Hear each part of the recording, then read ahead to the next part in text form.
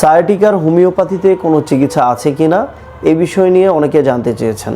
সায়াটিকার রোগ কী এবং সায়াটিকার রোগ কেন হয়, সায়াটিকার হোমিওপ্যাথিতে কি ঔষধ রয়েছে, কি চিকিৎসা ব্যবস্থা রয়েছে, বিনা অপারেশনে হোমিওপ্যাথিতে কিভাবে সুস্থ হওয়া যায়, সেই মেডিসিনগুলোর কথা আজকে বিস্তারিত আলোচনা করব। বন্ধুরা, আমি ডাক্তার আল মাহমুদ, খিদমা হোমিও হলের পক্ষ থেকে বরাবরের মতোই আজকেও হাজির হয়ে গেলাম আরও একটি নতুন ভিডিওতে নতুন বিষয় নিয়ে। বন্ধুরা, এই বিষয় নিয়ে বিস্তারিত আজকে আলোচনা করব। বুঝতে পারছেন ভিডিওটা কতটা গুরুত্বপূর্ণ হবে।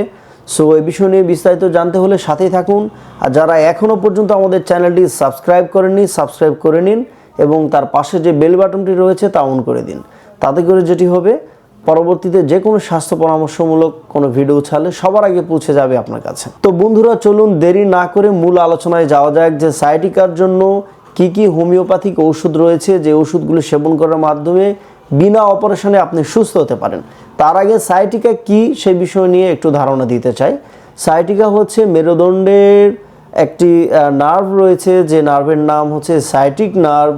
এই সায়াটিক নার্ভে কোনো কারণে যদি আঘাত লাগে বা ডিস্ক প্রলাপস হয়ে যায়, কোনো ডিস্ক যদি মেরুদণ্ডের, ধরেন এইটা একটা জয়েন্ট, এই জয়েন্ট যদি একটি নড়ে যায় কোনো কারণে, ডিস্ক যদি উঠে যায়, চাপ সৃষ্টি করে ওই সায়াটিক নার্ভের উপরে, হাড় বৃদ্ধি পায়, সেখানে যদি টিউমার হয়, সিস্ট হয়, তখন এই সমস্যাগুলো দেখা দেয়।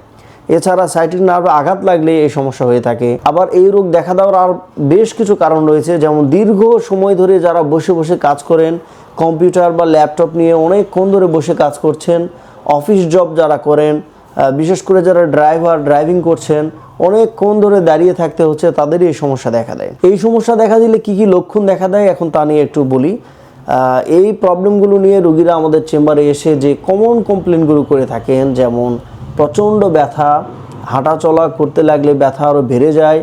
আবার এই সমস্যা দেখা দিলে রোগীদের ধীরে ধীরে হাঁটা চলা করতে যখন অসুবিধা হয়, তখন তাদের ইরেকশন সমস্যা, যৌন দুর্বলতা, পাশাপাশি লিঙ্গ শিথিলতা, শীঘ্রই পতন সমস্যা, দ্রুত বীর্যপাতের সমস্যা তৈরি হয় এবং তাদের এই ব্যথার কারণে প্রচণ্ড জ্বর আসে। মেরুদণ্ডে মনে হয় কেউ কোনো কিছু দিয়ে আঘাত করতেছে, মেরুদণ্ডটা শক্ত হয়ে আছে, সেটি মুভ করতে চায় না ভালোভাবে।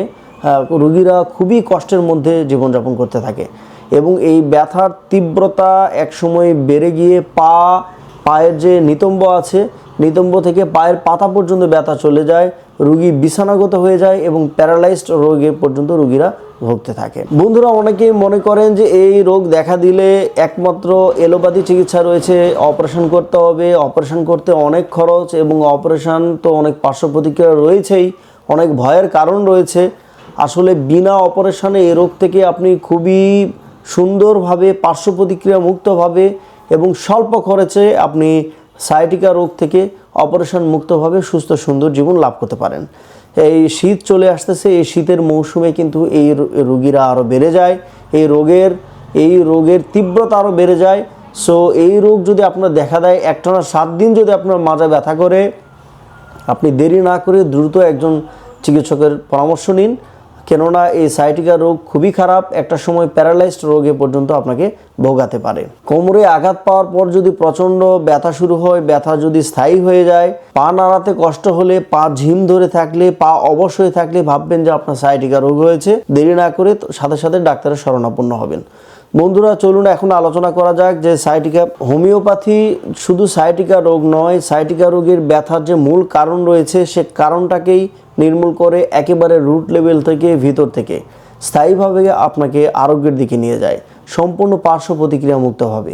হোমিওপ্যাথিতে এর জন্য বহুল প্রচলিত যে মেডিসিনগুলি আমরা ব্যবহার করে থাকি, যেমন আঘাতজনিত সমস্যা থেকে কোনো রোগীর যদি সমস্যা হয়, সেই ক্ষেত্রে আর্নিকা 200, 1M, 10M, 50 mcm পর্যন্ত ব্যবহার করা হয়ে থাকে।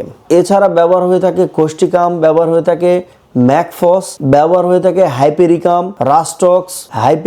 রাস্টক্স, ব্রায়োনিয়া, থুজা, এই মেডিসিনগুলো বহুল প্রচলিত। লক্ষণভেদে যে মেডিসিনগুলির কথা বললাম, এছাড়াও আরও অনেক মেডিসিন আসতে পারে, যেমন ক্যালকেরিয়া ফ্লোর, সাইলেশিয়া, এই মেডিসিনগুলো আসতে পারে। বন্ধুরা, এই মেডিসিনগুলি সেবন করার পূর্বে অবশ্যই একজন রেজিস্টার্ড চিকিৎসকের শরণাপন্ন হয়ে মেডিসিনগুলো সেবন করবেন। ইনশাআল্লাহ খুবই দ্রুত এই রোগ থেকে আপনি আরোগ্য লাভ করবেন এবং বিনা অপারেশনে সায়াটিকা রোগ থেকে পরিপূর্ণ সুস্থতা লাভ করবেন একমাত্র হোমিওপ্যাথি চিকিৎসার মাধ্যমে। আর স্ক্রিনে দেওয়া নাম্বারে জরুরি প্রয়োজনে আমাদের সাথে যোগাযোগ করতে পারেন। আপনার শুধু আমার কাছে আসতে হবে বিষয়টা এমন না, সারা বাংলাদেশে এবং দেশের বাইরে থেকে যারা আজকের এই ভিডিওটি দেখছেন, আপনার আশেপাশে ভালো মানের যিনি হোমিওপ্যাথি ডক্টর আছেন তার কাছে চিকিৎসা নিন। আপনি অপারেশন ছাড়াই এই রোগ থেকে আপনি সুস্থ হতে পারবেন। বন্ধুরা, জরুরি প্রয়োজনে তবে হ্যাঁ, অবশ্যই একজন অভিজ্ঞ চিকিৎসকের কাছে পরামর্শ নিয়ে আপনি মেডিসিনগুলি সেবন করবেন। আর যিনি কিনা এই রোগ নিয়ে কাজ করেন, এই রোগের সফলতা রয়েছে, রোগীদের চিকিৎসা দিয়ে রোগীরা সুস্থ হচ্ছে, তার কাছেই এই রোগের চিকিৎসা নেবেন। কেননা সবাই কিন্তু এ বিষয়ে এক্সপার্ট না। আর মানসম্মত ওষুধ না দিলে আর যত্ন সহকারে চিকিৎসা যদি না করা হয়, এই রোগ থেকে কিন্তু আপনি সুস্থ হতে পারবেন না। আর যত দ্রুত সম্ভব এই রোগ থেকে সুস্থতা লাভ করার জন্য দ্রুত চিকিৎসা নেওয়া উচিত। আপনি চাইলে স্ক্রিনে দেওয়া নাম্বারে আমার সাথে যোগাযোগ করতে পারেন। আমার চেম্বার জেলা নওগাঁ, মুক্তির মোড়, খিদমা হোমিও হল। আর যারা ঢাকায় আমার সাথে যোগাযোগ করতে পারেন, ঢাকায় আরেকটি চেম্বার রয়েছে। প্রতি মাসের 5 তারিখ থেকে 10 তারিখ পর্যন্ত ঢাকা এবং ঢাকার আশেপাশের রোগীদের সুবিধার্থে আমাদের নতুন চেম্বার খোলা হয়েছে, সেখানে আপনি আমার সাথে যোগাযোগ করতে পারেন। ঢাকার ঠিকানা হচ্ছে মালিবাগ সিদ্ধেশ্বরী সিআইডি অফিসের সামনের বিল্ডিং, 3য় তলায়। আর যারা একেবারেই যোগাযোগ সরাসরি এসে করতে পারছেন না, স্ক্রিনে দেওয়া নাম্বারে যোগাযোগ করুন। মেডিসিন কুরিয়ার সার্ভিসের মাধ্যমে সারা বাংলাদেশে এবং দেশের বাইরে পাঠানোর ব্যবস্থা রয়েছে। বন্ধুরা, সবাই সুস্থ থাকুন, ভালো থাকুন, অপারেশন মুক্ত সুস্থ সুন্দর জীবন লাভ করুন, সেই প্রত্যাশায় আজকের মতো এখানেই বিদায় নিচ্ছি। দেখা হচ্ছে আগামীতে নতুন কোনো ভিডিওতে নতুন বিষয় নিয়ে। আল্লাহ হাফেজ।